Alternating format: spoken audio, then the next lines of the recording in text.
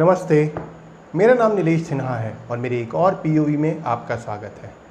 हिंदी चीनी कभी भाई भाई नहीं हो सकते और ये बात 1962 की जंग से लेकर आज तक चीनियों ने प्रूव की है।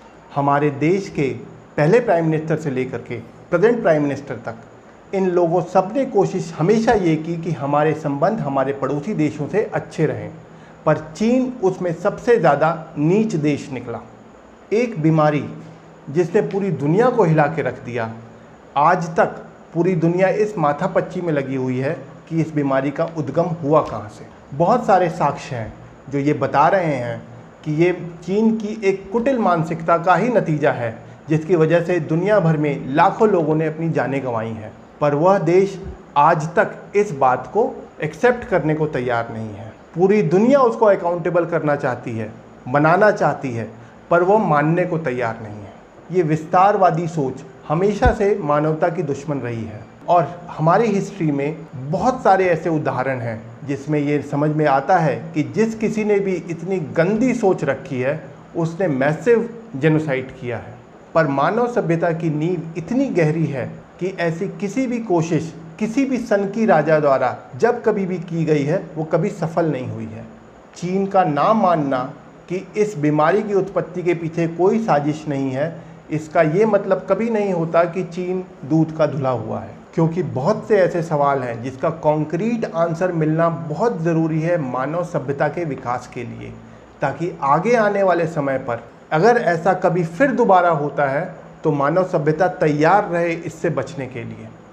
एक तरफ चीन लगातार डिनाई कर रहा है कि इस वायरस की उत्पत्ति वुहान लैब से हुई है, वहीं दूसरी तरफ वो जांच में सहयोग भी नहीं कर रहा है और ये चीन को शक की तरफ और बढ़ाता है। दुनिया भर के वायरोलॉजिस्ट का ये मानना है कि ऐसा वायरस आज से पहले दुनिया में कभी नहीं देखा गया कि जो वायरस उतना ही घातक अफ्रीका के गर्म प्रदेशों में है, उतना ही घातक वो एवरेस्ट के माइनस टेम्परेचर में भी है। ये कैसे पॉसिबल हो सकता है? इमेजिन कीजिए, एक कोविड की वजह से पूरी दुनिया की राजनीति में उथल पुथल मच गई है और हर देश, चाहे वो कितना भी विकसित क्यों ना हो, इस समय अपने घुटने पर है और अपने लोगों को बचाने के लिए जद्दोजहद कर रहा है। हम लोग अपने देश में मोदी और बीजेपी सरकार को दोष दे रहे हैं, पर विश्वास कीजिए, अमेरिका हो, जापान हो, जर्मनी हो, इंग्लैंड हो, ऑस्ट्रेलिया हो, रशिया हो, कनाडा हो, सब लोग अपने घुटनों पर आ गए इस बीमारी की वजह से और उनको नहीं समझ में आया कि वो अपने लोगों को किस तरीके से बचा सके।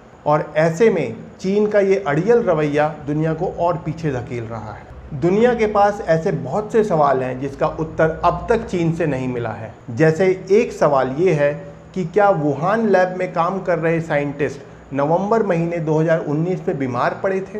वेट मार्केट, जिसका हवाला चीन बार बार दे रहा है, वो अब तक स्पेसिफिकली नहीं बता पाया है कि वहाँ किस जीव से इस वायरस की उत्पत्ति हुई है और ख़ास तौर पर इस बात की जांच करने के लिए कोई इंडिपेंडेंट बॉडी वहां जाना चाहती है तो वो उसे जांच भी नहीं करने दे रहा है। एक कुतर्क चीन ज़रूर दे रहा है और अपने डिफेंस में दे रहा है कि हमारे देश में तो हम लोग खुद ही सफ़र कर रहे हैं और हमारे देश में ये वायरस फूड शिपमेंट के थ्रू बाहर की दुनिया से आया है। SARS-CoV-2 की जिस चमगादड़ के वायरस से समानता बताई जा रही है वह चीन के कुनान प्रांत में मिलता है, तो इस हिसाब से वहाँ के लोगों को सबसे पहले बीमार पड़ना चाहिए था, पर ऐसा नहीं हुआ और ये चीन की तरफ शक की सुई और बढ़ाता है। और अब तक हम ये भी नहीं पता कर पाए हैं कि चमगादड़ों के बाद ये किस जीव को हुआ। बहुत से ऐसे सवाल हैं जिसका उत्तर अभी मिलना बाकी है। पर हाँ, एक बात तो साफ है, चीनियों का ये अड़ियल रवैया सिर्फ और सिर्फ उनके अपने पैसे की गर्मी है, जिस वजह से वो पूरी दुनिया को हुड़क रहे हैं कि वो तो सहयोग नहीं करेंगे, वो तो खुद सफ़र कर रहे हैं, जो कि बिल्कुल ही झूठ है। पर हाँ, हम लोग अपनी डिपेंडेंसी चीनी सामान से अगर हटा करके अपने देश में बने हुए प्रोडक्ट की तरफ करें या फिर और किसी देश से बने हुए प्रोडक्ट जो हमारे देश में आ रहे हैं उसको यूज़ करना शुरू करें, तो हम चीन को सबक ज़रूर सिखा सकते हैं, क्योंकि हमारा देश एक बहुत बड़ा बाज़ार है चीनी प्रोडक्ट्स के लिए और अगर वो प्रोडक्ट हमारे देश में नहीं बिकेंगे तो चीन को झटका ज़रूर लगेगा।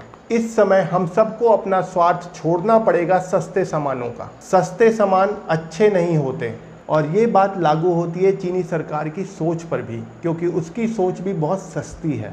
मेरा मानना ये है कि इस मुश्किल की घड़ी में हम सब देशवासियों को एक दूसरे का हाथ पकड़कर आगे बढ़ने की ज़रूरत है और अपने देश को इस आपदा से बाहर निकालने की ज़रूरत है।